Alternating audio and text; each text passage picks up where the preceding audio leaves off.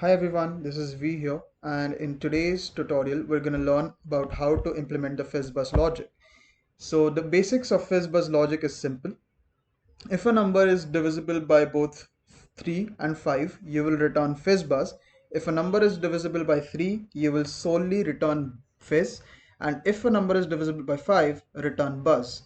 So let's just learn how to implement this logic.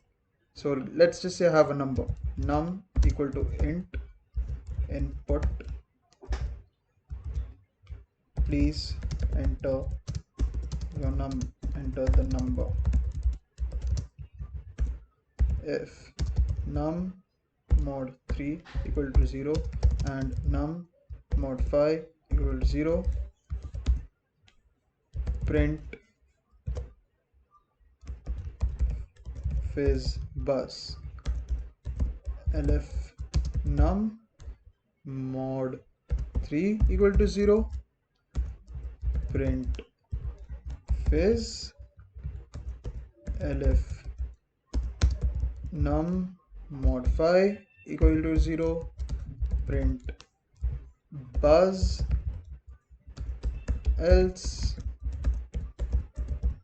print num. So let's just execute this. So let's just say my number is 15. I get FizzBuzz.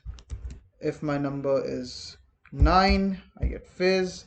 If my number is 20, I get buzz. And let's just say I enter 13. So I'll simply get the number. So this is basically the logic of FizzBuzz.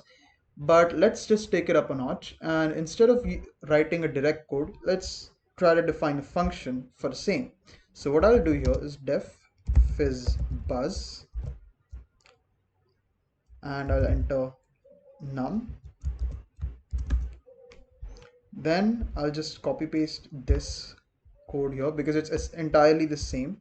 There's literally no difference. What I'll do is just now here.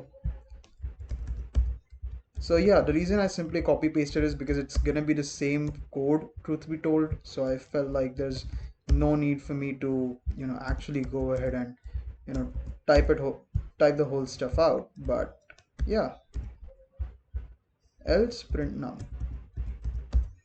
Now let's just try and implement it. FizzBuzz 15. It returns FizzBuzz. Now let's just say FizzBuzz 45. Again FizzBuzz. If I do FizzBuzz 25, it gives buzz. If I give FizzBuzz 24, it gives fizz. So this is how you can create a function, and you can call it, actually I'm hoping that everyone who is watching this tutorial knows basics of functions. Functions are essentially building blocks of code. You can define a function one place so that you can call it anywhere you want to later in your program. So I hope everyone is aware. Now the bonus of this FizzBuzz is we're going to learn how we can use this exact FizzBuzz and we can map it to a list of numbers. So let's just say I have a list of numbers which is a equal to, let's just say 1 comma 2 comma 3 comma 4 comma 5 6 and so on so on so on. Let's just say I have a list of numbers. We can actually map this FizzBuzz program, this function, to a list. So if you want to, let's just say map it to a list, what I'll do is def fb fizz underscore buzz num. If num mod 5, I'll just copy paste.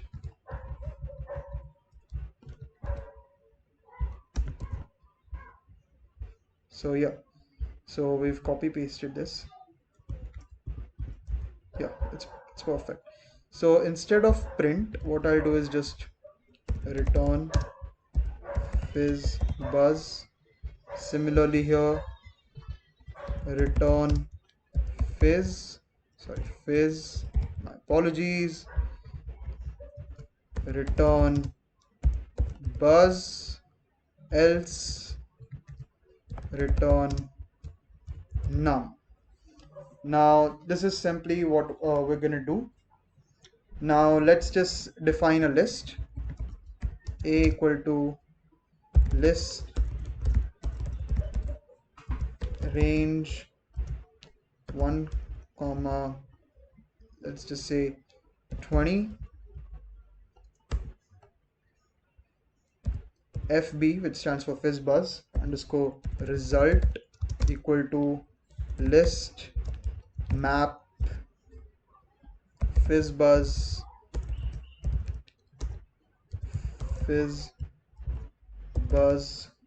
to A, and let's just print FB underscore result. Let's just run this. So as you can see, our Python code has successfully, one second, just let me do it 21.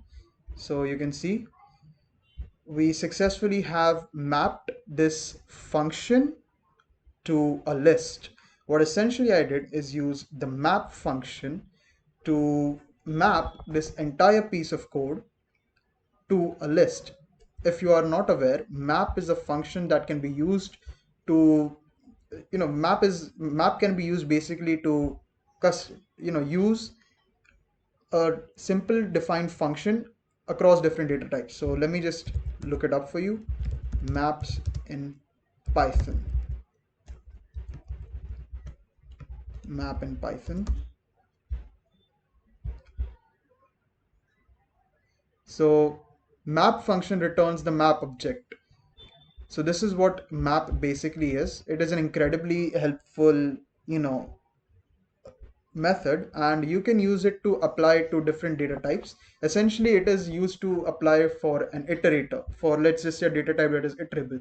So you have a dictionary, you have you have dictionaries, you have lists. So for such iterable, I would say, data types, you can use map. So this is the different ways using which you can implement the FizzBuzz logic. If you did like this video, please make sure to please make sure to like this video and subscribe to my channel, as I will be uploading a lot of Python related content in the future. And I hope this like this video. Thank you so much.